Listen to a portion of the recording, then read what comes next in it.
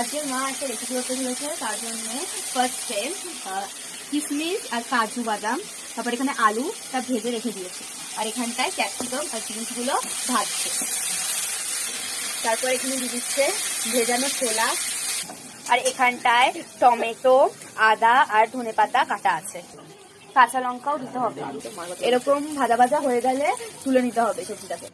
এরপর ওই তেলে দিয়ে দিতে হবে গোটা জিরে, একে একে যে সবজিগুলো কাটা ছিল ওই সবজিগুলো দিয়ে দিতে হবে।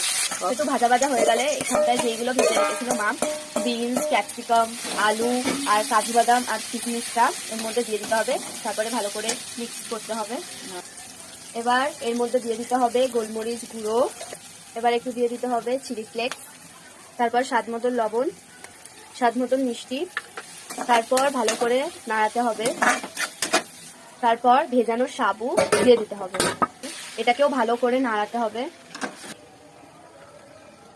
তারপরে দিয়ে দেবো এর মধ্যে সয়া সস। আপনারা যদি কালারিং না খেতে চান তাহলে না দিতেও পারেন, আমাদের কালারিং খেতে একটু বেশি পছন্দ তাই আমরা দিচ্ছি। এবারে এটা একটু কালারফুল হয়ে গেছে, কালারটা অনেক সুন্দর এসেছে, তা ভালো করে নাড়াতে হবে, মিক্স করতে হবে।